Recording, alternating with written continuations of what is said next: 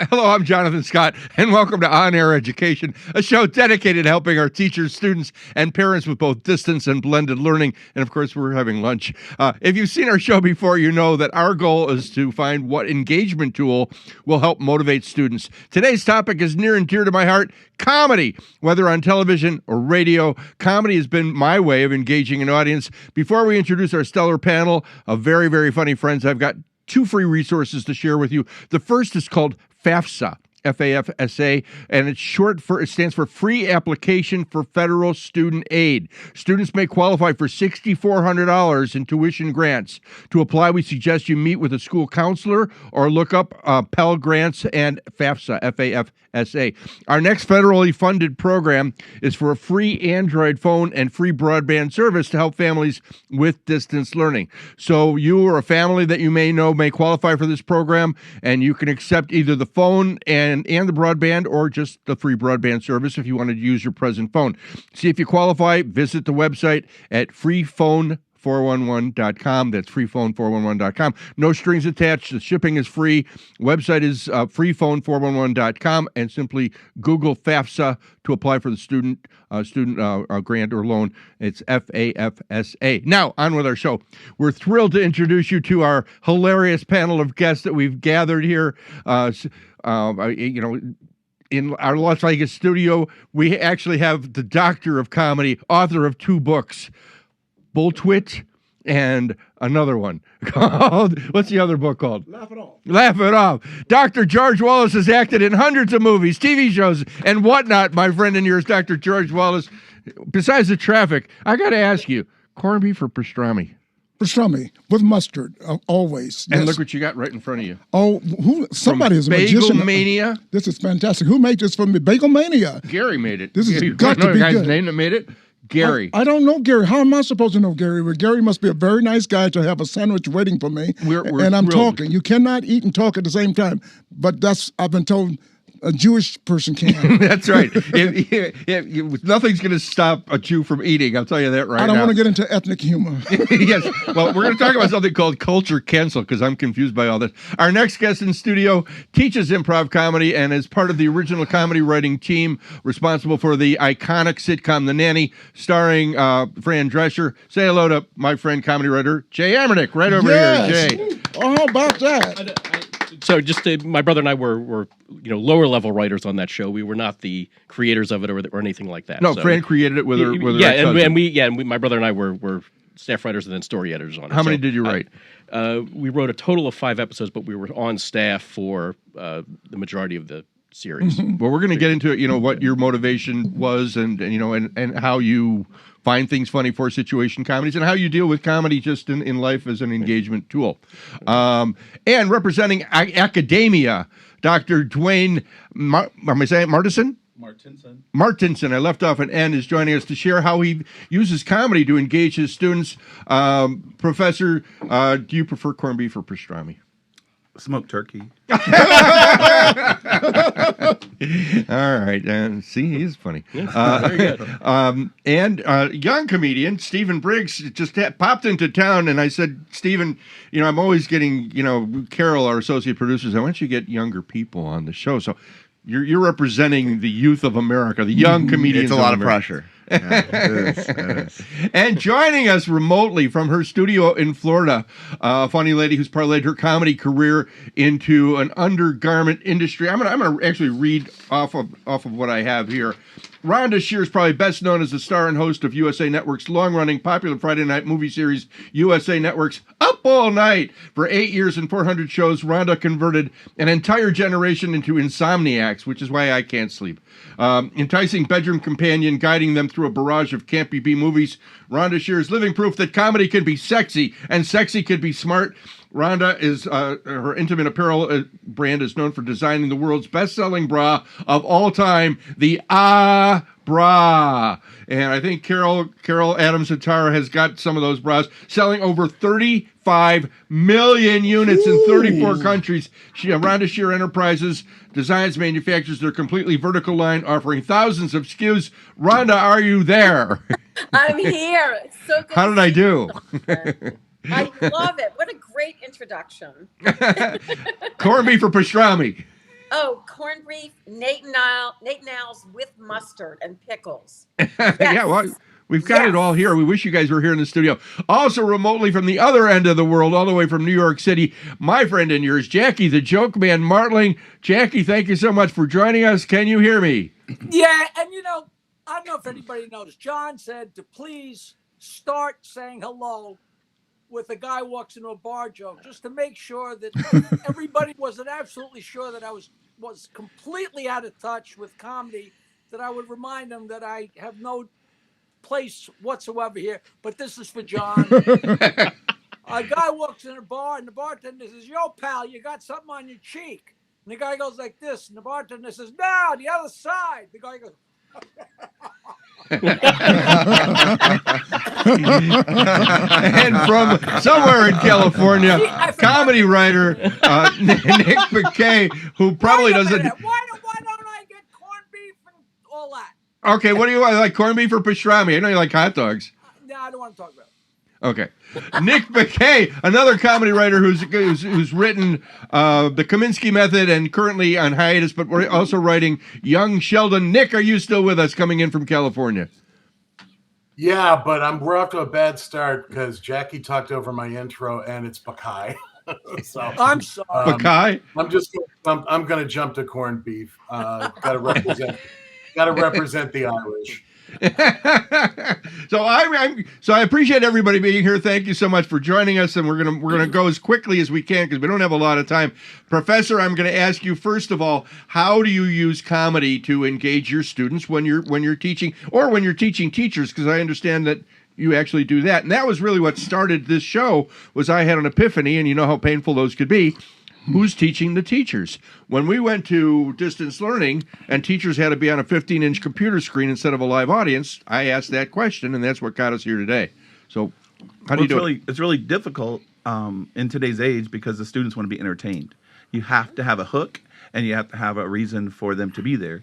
So what I try to do is bring humor into my classroom by, first of all, greeting them and saying something goofy, like, did you watch the game last night? And they're like, no. And I'm like, well, did you support the volleyball team or whatever? But I do want to shout out to Legacy High School, to the staff, students, and admin, because they had just been incredibly supportive during all this. Yes. And it's not fun and not easy doing a job that's so demanding. So what I do is I do this thing called What's Up Time for my students, and I just want to get to a point where I engage them in what's happening. And a lot of students will say, "You're the only reason why I come to school today is because I care." And I think that's where it starts. It starts with people caring about what they do, loving what they do, having a way to relate with the kids, because there's a lot going on at home with whether the parents are unemployed or whether someone just lost a job or death or whatever. So you have to bring humor into that, because I know when kids are upset that you can add humor to diffuse whatever You're at situation. UNLV as well. I am at UNLV as well, yes. But And back at Legacy High School,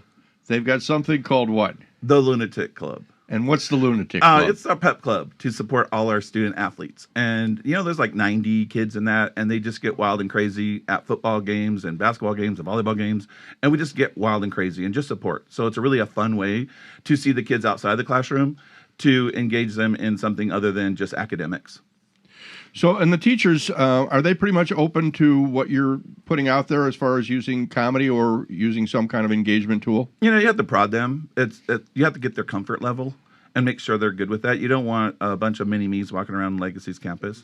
They have to be really a natural. So no one wants a phony. So it has to be heartfelt. And you have to make sure that you're genuine when you talk to the kids, and that they understand that you are real and you're transparent. In the 2 seasons that we've been doing this, we have heard that from a lot of the teachers as an engagement tool. They've come out and said what works the best is to tell the students that they love them. And they really mean it. And when they do that, they engage them. Anyway, you're watching On Air Education. My name is Jonathan Scott. We're going to take our first commercial break and going to come back with this stellar cast of very, very funny people. So please stay right where you are.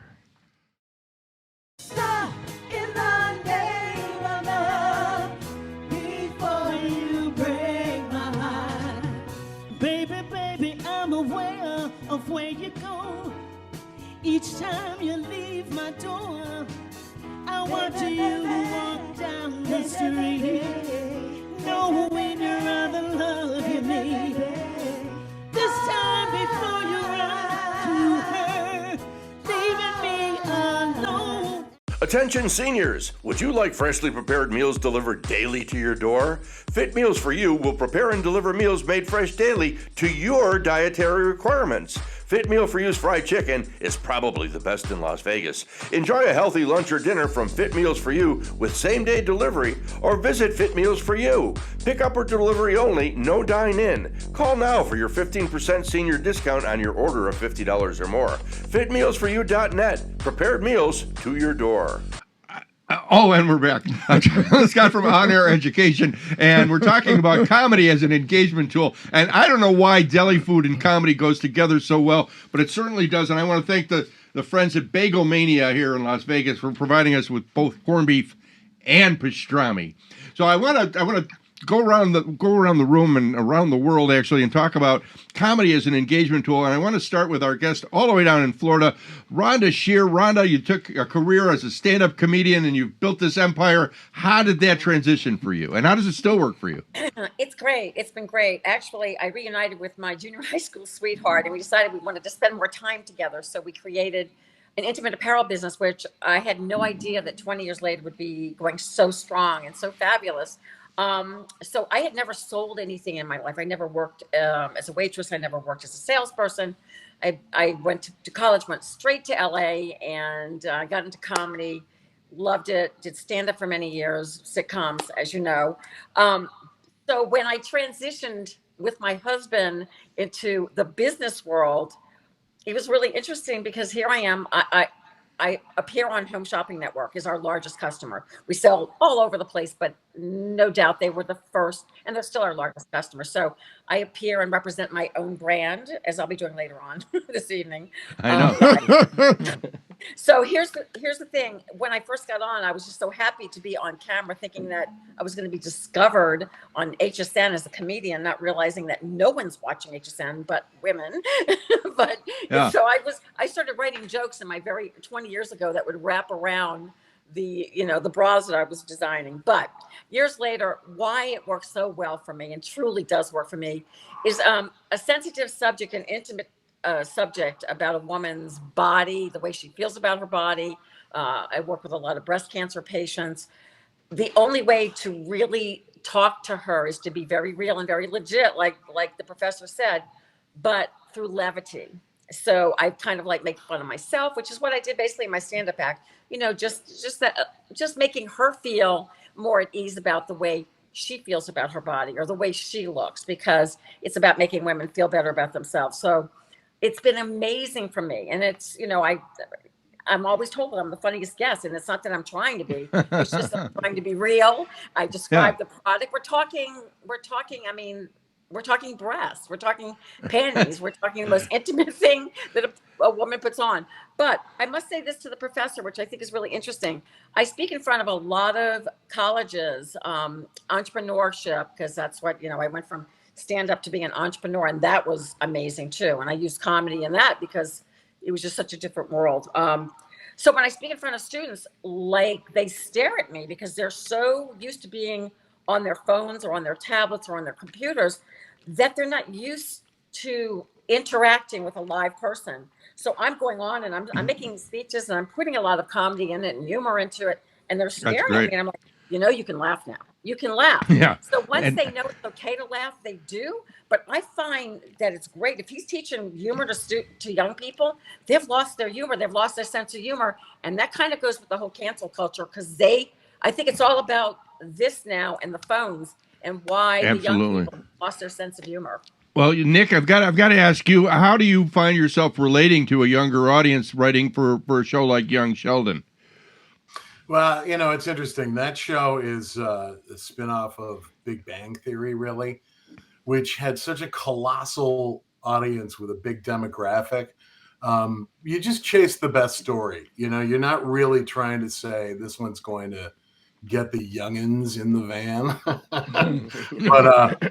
But previous to that, I ran a show called Mom for 8 years with Allison Janney and Anna Faris and many others. And it was a show about women in recovery, but it was a half-hour comedy. And it's a lot like the teaching examples that were discussed earlier, the idea that you could get at this really heavy stuff. I mean, we we're lucky that we had actors who could be really funny and turn a scene on a dime and go as dramatic or as heavy as you wanted. That's a gift for a writer. But, by being a funny show, I think we got the message out a lot more than if we had been a sort of relentlessly brutal, pound you on the head drama version of it.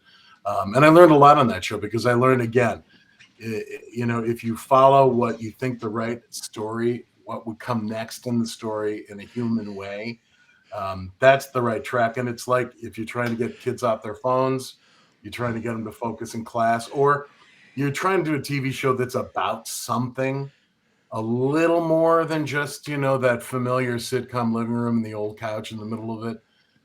It was a huge experience.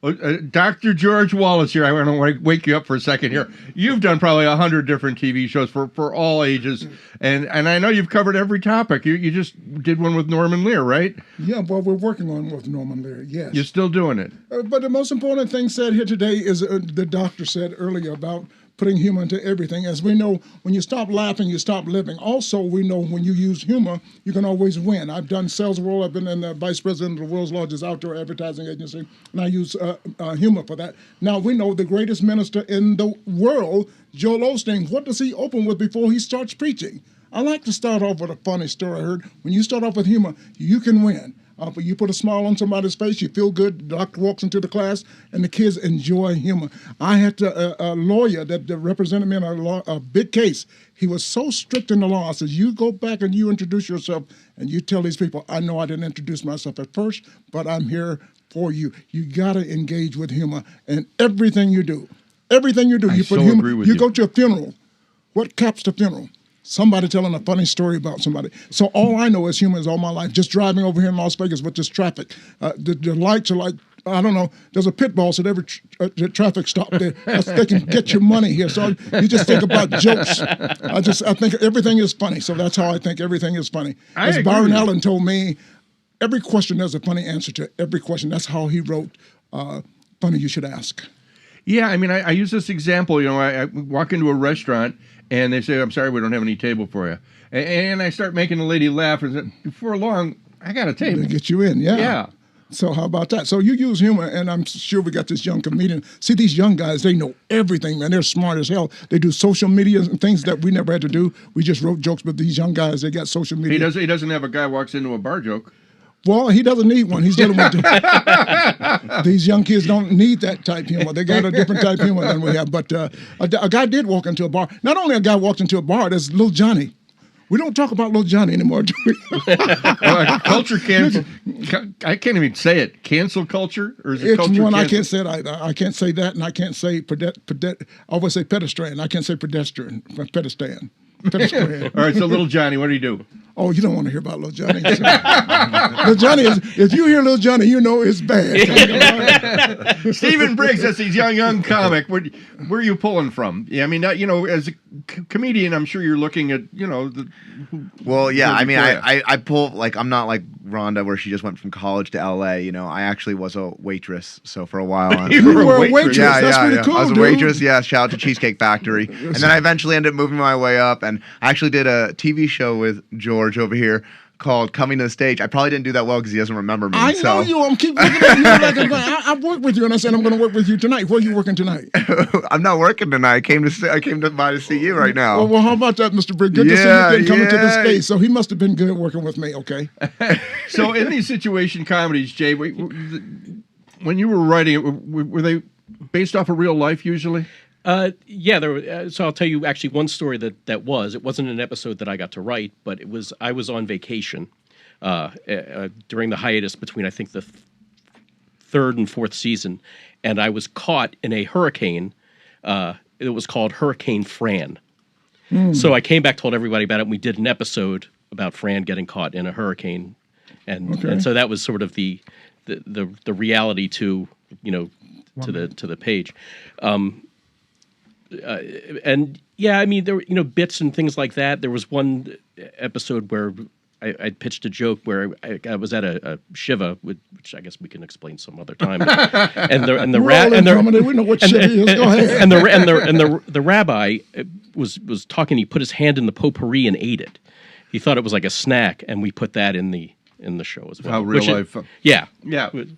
We're going to take one more. That's not real life. I want to talk about this culture, cancel culture, but we do have to take one more quick commercial break, and I finished my sandwich. You're watching On Air Education with Jonathan Scott with a whole slew of funny people here, so stay right where you are. We're going to come right back in probably 90 seconds. Attention seniors, would you like freshly prepared meals delivered daily to your door? Fit Meals for You will prepare and deliver meals made fresh daily to your dietary requirements. Fit Meal for You's fried chicken is probably the best in Las Vegas. Enjoy a healthy lunch or dinner from Fit Meals for You with same-day delivery, or visit Fit Meals for You.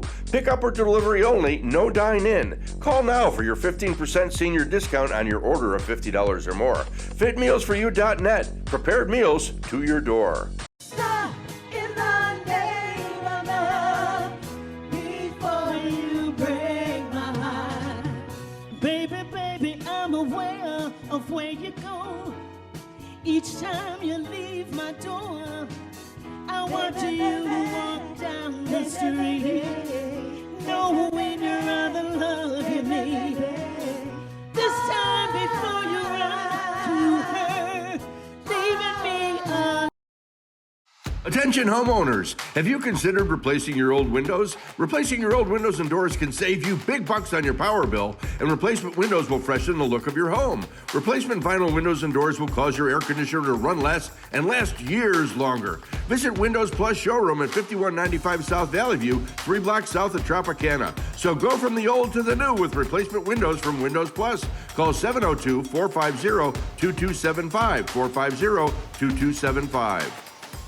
And we're back. You're watching On Air Education, and we're talking about laughter. Laughter, they say, is the best medicine. And here to even prove the point, Dr. George Wallace. How is it every day? Every day. Every day is like watching you eat a pickle like that. That's a quarter of a pickle. And we're used to seeing you eat a whole pickle, a cucumber, but that's okay. Laughter is so important to me and every day because that's my life. I'd rather laugh, tell jokes, do what I do than have sex or drugs. Laughter is so important in my life. When I wake up laughing, I go to bed laughing, and my job is I'm so proud to be able to have a career, and I thank God every day. And I choke up because I thank God every day because my career, because all I do is lie. I just make up shit. I'm sorry. This is indication. You can beat me, right? Of course, Jackie the joke man would find that to be the funniest out of everybody. I love having fun, and I tell you what I do. If I'm able to go into a room and people come see me and pay $100 to see me and they're laughing when they walk off, I don't even know how to explain this. The doctor explained everything right up front, how important humor is to life. Jackie, how about writing for radio? How is that different for writing for television or for live? Well, seeing as I never did any of the other stuff, all I know is radio. It's funny how you guys talk about they use humor to teach their class and humor as a sales tool. And for me, it was a girl finding apparatus, but I so early learned to tell jokes and make people laugh, and making people laugh made me feel better than it made them feel. So I selfishly have always loved to make people laugh. And if I go and do a show for a lot of people and make a lot of money, it feels great. But if I go down to the post office and I make the guy selling me the stamps laugh, it's the same rush. It's like the same self, like George said, it just feels so good and it feels so right. And I never know if it's a hollowness or a realness or whatever. I just came from a very funny family, so it just made you crazy, just made you crazy. It's nothing like making people laugh. I can't imagine there anything being better. Nick, do you feel it through the screen? I mean, when you write a comedy show, a situation comedy, how is it different for you? What's the payoff? Well, the payoff is that you were right. It's one of the reasons I like doing multicam sitcoms with an audience, because you can't BS. The crowd tells you, well, you better get back at it. And I like the adrenaline of fixing a broken joke when there's a crowd. I love that. I'm working on a single cam now. It's a whole fun, great experience, but it doesn't have that danger. It doesn't have that game day Friday tape night. And I mean, other people wet their pants, but when I hear a joke die in front of a crowd, part of me comes alive. So I Like that. Is Rhonda still with us? She's selling Or bras. do we just have her furniture? Well, there's Rhonda's living room. Yeah, and yeah, it's yeah. fabulous. She got abducted. I think she's You could drop testing me her a note at bras. newsone.vegas@gmail.com. she's testing her Rhonda, bras. do you need help? Reminding you, Did somebody kidnap you? Through this whole last segment. Oh, There there she she is. Okay. Rhonda, probably with her chihuahuas. Wrap it up for us on why comedy is so important to your life. It's a major rush. I mean, you produce it, you cast it, you star in it, and so it's all yours. Especially when you're going to stand up.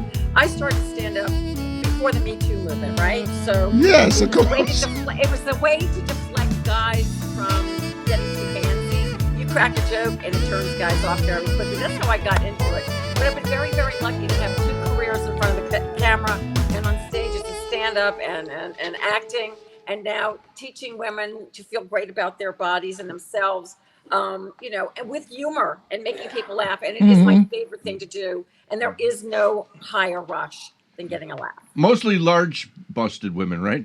Large busted women. For you, Jonathan. Yeah, that includes you, Jonathan. We all actually have some kind of a thread in common, which was Gilbert Gottfried. God rest his soul, Sure. because that man made us laugh Sure. quite a bit, and he touched all of us. And so I have to give a shout out. And I know Rhonda worked with Gilbert directly on USA Network, and Jackie certainly in the Friars Club, and he touched everybody in his own particular way. And I know he really loved making people laugh, and that was his engagement tool. I want to thank everybody. I want to thank Rhonda Shear, Nick Bakay, I think I probably said it right, Jackie, the Joke Man Martling, Jay Amernick, Dr. Dwayne Martinson, professor over at Legacy High School, and of course the one and only Dr. Are we George finished? Wallace. That's all we got is the 28 minutes. I want to go home and make some bras. I'm going to sell some bras. 35 million bras. That's $1 bra. That's All I want to say is fantastic. thank you everybody for I joining need a us. bra. I need a bra. If you want any more I need a information, bra. if you've got a show idea, you could drop me a note at news1lasvegas@gmail.com.